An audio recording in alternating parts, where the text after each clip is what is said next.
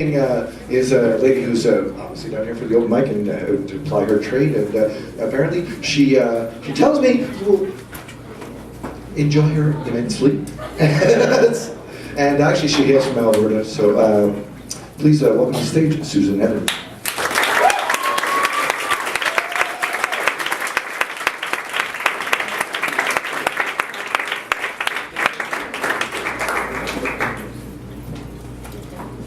Yeah, he asked me what he wanted me to say, or what did he? Sorry, he asked me what I wanted him to say when I came up here, and I said just tell him I just moved here from Alberta. What I didn't want to tell him was after his little shtick about the pot and about the cops in Quebec, was that I used to be a Mountie.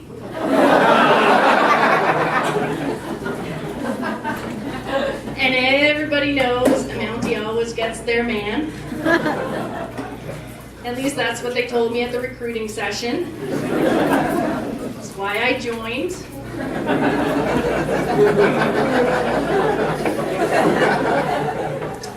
So I'm still single.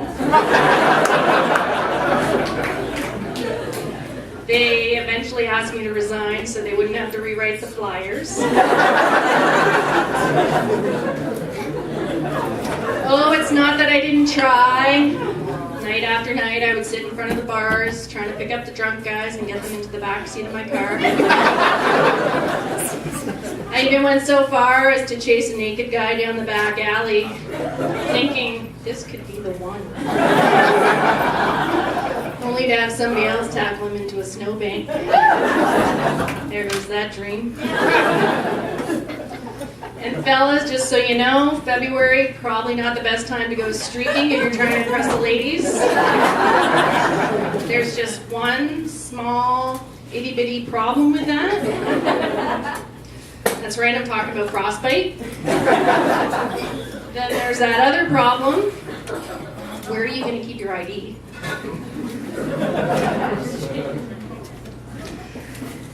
So I think I pretty much hit my dating peak in grade 2. Back in the days when a sucker punch let a guy know that you were interested, maybe a little kissing tag. Those were the days. Everybody knew the game and how to play it. Now everything's a little more complicated. Come on too strong, people think you're desperate. For example, if you meet somebody at your door with a little crotch grab, that might be coming on a little too strong. And guys, if you meet somebody at the door with a little crotch grab and you get the, hey Sally, whew, that's quite the package you got going on there.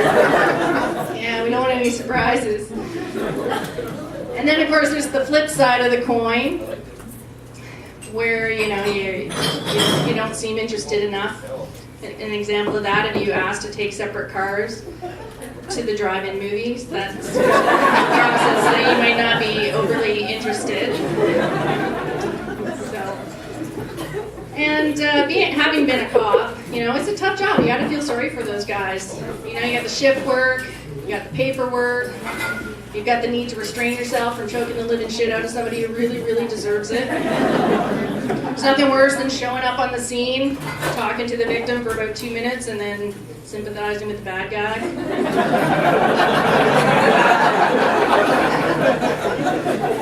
Dude, I totally see where you were coming from.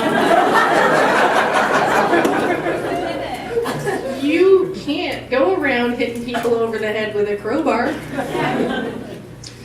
But, dealing with that douchebag was probably punishment enough, so how about you buy me a coffee, we'll call it even, you go home. Seems fair. One of my previous bosses insisted that I go for a conflict management training because apparently sarcasm, not the appropriate way to deal with conflict. But after 7 years in the RCMP, I respectfully disagree. Because if you can sweet talk a 6'3", 300-pound, roid-raging cokehead into cracking a smile, you may have just saved your own life. And potentially nab yourself a date for Friday night. That's what I like to call a keeper. Yeah, being a cop, you have to have a pretty good sense of humor. Otherwise, you'll end up an angry tyrant, or curled up in the fetal position, rocking in the corner. Give you an example of this. I'm driving around in my police car one day, and one of my coworkers comes over the radio and he says, "Hey, Sue, you're a double D, right?" And I'm thinking, there's no way that this is what it sounds like he's asking me. Because we all know how seriously the RCMP takes sexual harassment. So just as I'm about to make an equally inappropriate comment over the radio, he comes back over there and says, "Tim Hortons, double-double." And here I thought he'd been sneaking into the ladies' room and checking out the twins. Yeah, they're not identical twins. This one has brown hair.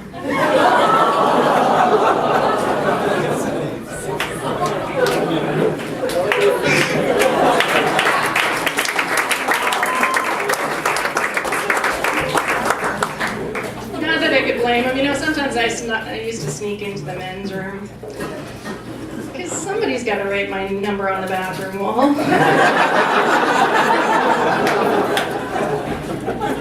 First 3 rules of marketing: location, location, location.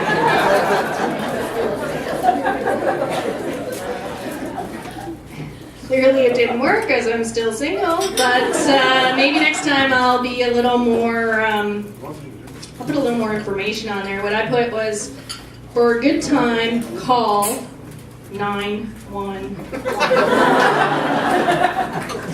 Forgot to put who to ask for. So that is all the time I have for today. You guys have been wonderful.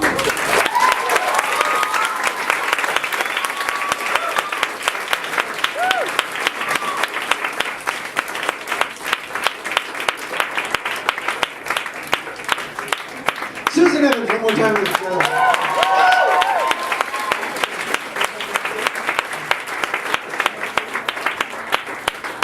Well, when I asked what your next act wanted to say about him, he said, just tell him I'm a local boy. So please welcome to the stage, Chris Timms.